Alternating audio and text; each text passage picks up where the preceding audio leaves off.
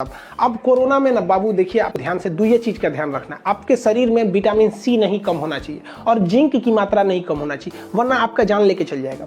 Zinc कहाँ से ले लेंगे? तो जिंक ले लेंगे, आप बॉयल अंडा खा लीजिए, गर्म दूध पीते रहिए। तो हर घंटे 1 कप गर्म दूध पीते रहिए, इन्हें कि 1 के बाद 2 लीटर पी जाए, हर घंटे 1 कप पीते रहिए, क्योंकि गला को गर्म रखना जरूरी है। तो यहाँ से आपको मिल जाएगा, जिंक की मात्रा कंप्लीट हो जाएगी। अब देखिए, शुगर के जो मरीज होते हैं, तो शुगर के मरीज में जिंक पहले से कम होता है। जिंक ही बनाता है इंसुलिन को। अब क्वेश्चन भी पूछता है कि इंसुलिन में कौन सा धातु पाया जाता है, तो इंसुलिन के अंदर जिंक ही होता है। तो शुगर के मरीज का इंसुलिन कम होता है, मतलब उसका जिंक भी कम है। तो इसीलिए कोरोना ससुरा शुगर वालों को छोड़ता नहीं है जल्दी वहां पर, क्योंकि उसको जिंक ही घटाता है और शुगर वालों को पहले से था। तो ये ध्यान रखिएगा। अब विटामिन सी, देखिए विटामिन सी का सिंपल सी बात बताते हैं, आपको क्लास में भी पढ़ाएं। ये एक ऐसा विटामिन है जो क्या करता है भैया, ये स्टोर नहीं हो सकता है, शराब पीने पे नष्ट हो जाता है, पेशाब करने पे नष्ट हो जाता है, भोजन को उबाल देंगे तो नष्ट हो जाता है, सब्जी छील देंगे तो नष्ट हो जाता है, मांसाहारी भोजन में विटामिन सी नहीं पाया जाता है, विटामिन सी को हम स्टोर करके नहीं रख सकते हैं, जब तक पेट में रहेगा तब तक काम करता है। ये सारा बता दिए बायो के क्लास में। तो विटामिन सी खट्टे फलों में पाया जाता है। आप कोशिश कीजिए, आंवला, एक आंवले के अंदर 7 नींबू के बराबर विटामिन सी होता है। तो ये आंवला का तो सीजन है नहीं, तो आप क्या कीजिए, सूखा हुआ आंवला खाइए। बाद में आपको संतरा, मौसम्मी जो मिले खट्टा कचर के खा जाइए वहाँ पे, क्योंकि वो हमारे बॉडी में स्टोर नहीं हो सकता। पेशाब करेंगे विटामिन सी खत्म हो जाएगा आपके। और एक मल्टीविटामिन टैबलेट आता है, तो मल्टीविटामिन में ना कोशिश कीजिएगा कि जिंक वाला मल्टीविटामिन ले, जिंक वाला मल्टीविटामिन। तो जिंक के भी हो जाएगा, विटामिन सी का भी हो जाएगा, ये ज़रूरी है। कोरोना में पानी का लेवल कभी नहीं घटना चाहिए, ये सुसाइड हो जाएगा अगर पानी का लेवल घट गया।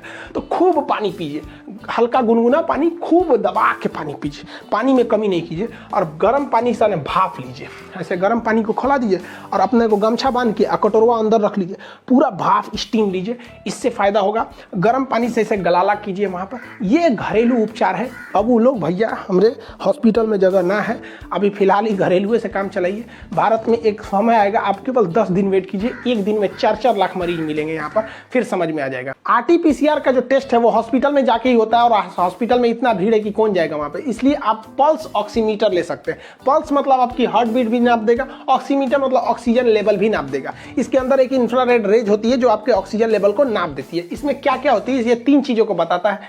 ये इस शेप में होता है मशीन।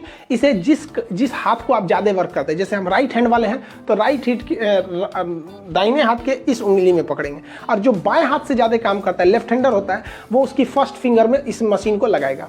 इसको ये ये यहाँ बटन होता है ऑन करने वाला, ये बटन ऑन कर दीजिएगा, उसके बाद से इसमें इसको पकड़ लीजिएगा, 1-8 मिनट में आपको पूरा बता देगा। अब इसमें 3 चीज होता है।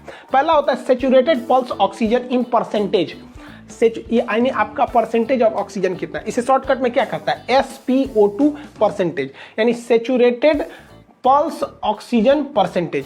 ये कितना होना चाहिए, तो 94 से ज्यादा होना चाहिए। याद रखिएगा, 94% से ज्यादा होना चाहिए। यहाँ देखिए, यहाँ लिखा है ना SpO2 परसेंटेज, यानी सैचुरेटेड पल्स ऑक्सीजन परसेंटेज। या 92 है, इस सचुरा को या 92 कैसे हो गया, कोरोना का शौक है इस पे। 92 नहीं होना चाहिए, 94 से ज्यादा होना चाहिए यहाँ पर, ठीक है।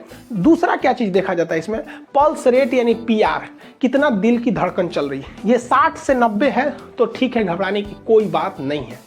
तो यहाँ देखिए, यहाँ लिखा है ना PR पल्स रेट कितना है, या 86 है, तो ये तो भैया ठीक है, क्योंकि 60 से 90 के बीच में होना चाहिए, ये तो ठीक है। लेकिन ऑक्सीजन लेवल 92 है, ये गड़बड़ है। ऑक्सीजन लेवल इतना नीचे नहीं रहना चाहिए। इसके अलावा इसमें एक और चीज होता है, परफ्यूजन इंडेक्स PI होता है। ये किसी काम का नहीं होता है कोरोना के लिए। PI, जैसे यहाँ देखिए PI परसेंटेज है, ये परसेंटेज कितना होना चाहिए, 2 से 20 के बीच में रहेगा तो कोई दिक्कत नहीं। जैसे इसका 5.8 है, ये भी ठीक है 5.8। लेकिन हाँ, इतना याद रखना है, PI जो वैल्यू है, परफ्यूजन इंडेक्स वैल्यू है, वो 0.5 से नीचे नहीं आना चाहिए। देखिए, ये तो ऑक्सीजन लेवल बता देता है, ये तो दिल की धड़कन बता देता है। ये क्या बताता है, PI रेट यानी परफ्यूजन इंडेक्स बताता है कि कितने अंदर तक ऑक्सीजन पहुंच रहा है, यानी अंतिम नस तक भी पहुंच रहा है कि नहीं पहुंच रहा है। अब सोच रहा 0.5 हो जाएगा मतलब गड़बड़ है, लास्ट तक नस ब्लड नहीं पहुंच पा रहा है। तो ये दिखा रहा है, इसका ठीक ठाक है। ये PI जो होता है 2 से 20 के बीच में होना चाहिए यहाँ पर। अब देखते हैं हम लोग किसका कौन है, तो 94 से कम होगा तो दिक्कत हो जाएगा। जैसे हम आपको यहाँ दे देते हैं, देखिए यहाँ पर दे रहा है percentage of saturated pulse oximeter oxygen, बताइए इसमें कितना है, 97, ठीक है कि नहीं, तो ऑक्सीजन लेवल ठीक है। और ये इसका पल्स रेट जो यहाँ दिया है 83 है, ये भी सही है, 60 से 90 होना चाहिए। इसका चेक करते हैं। इसका ऑक्सीजन लेवल ससुरा 99 है। भाई साहब इतना खतरनाक आदमी भगवान है क्या ही है, 99 ऑक्सीजन लेवल, इसको कोरोना नहीं है।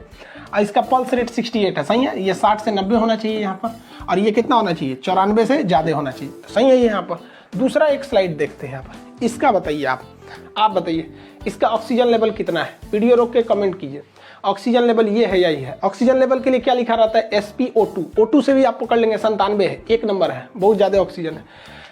पल्स रेट 60 है, चलेगा, 60 से 90 होना चाहिए, समझ में आ गया कि नहीं। अब ये कोई लड़की का हाथ है, देख रहे हैं नाखून उखून इतना बढ़ा हुआ है, ले लड़की देख के ये ऑक्सीमीटर काम करना छोड़ दिया, देख रहे हैं। लड़की बहुत खतरनाक चीज़ है, लिख दिया है गुड, बहुत अच्छा। सोच रही अपना काम भूल गया, लड़कियां का तारीफ कर रहा है, गुड ऑक्सीमीटर। अरे भाई साहब इसको देखो क्या हो गया, ऑक्सीमीटर पगला गया। जिसका ऑक्सीजन लेवल 94 से कम बता रहा है उसे हर 2-3 घंटे पे अपना ऑक्सीजन लेवल चेक करते रहना है। और अगर 90 के आसपास ऑक्सीजन लेवल पहुंच गया है तो वो डॉक्टर से कंसल्ट में रहेंगे और होम क्वारंटीन में ऑक्सीजन लेवल मंगा लेंगे और मास्क लगाए रहेंगे, कोई ज़्यादा दिक्कत नहीं है। और जब 80 से नीचे चला गया तो डॉक्टर के कंसल्ट में ज़्यादा रहना है वहाँ पर। फिर आपको कुछ दवाई दिए जाएंगे, जैसे बहुत फेमस एक डेक्सामेथासोन है और एक रेमडेसिविर है, ये ज़्यादा दिया जा रहा है उस कंडीशन में जब ऑक्सीजन लेवल नीचे घट रहा है। अभी हम लोग के बीच में 4 तरह का कोरोना घूम रहा है। पहला प्राइमरी कोरोना जो चाइना से शुरू हुआ था 2020 वाला, वो उतना खतरनाक नहीं था। अभी जो आया है न्यू स्ट्रेन कोरोना 2021 में, इसे जो सांस का लेवल घटा दे रहा है, ये बहुत ही खतरनाक है। अभी ये युवाओं में हो रहा है, बहुत कम चांसेज है इसमें बचने का। तो ये 2 ठो सबसे खतरनाक है सब। अब एक होता है पोस्ट वैक्सीन कोरोना, कि किसी को वैक्सीन लग गया है और वैक्सीन लगने के 15-20 दिन बाद कोरोना हो गया, तो ऐसे व्यक्ति को घबराने की जरूरत नहीं है। पोस्ट वैक्सीन वालों को कोई दिक्कत नहीं है। और एक होता है री इन्फेक्टेड कोरोना, कि किसी व्यक्ति को कोरोना हुआ था 2020 में और फिर 2021 में हो गया, तो उसको भी घबराने की जरूरत नहीं है।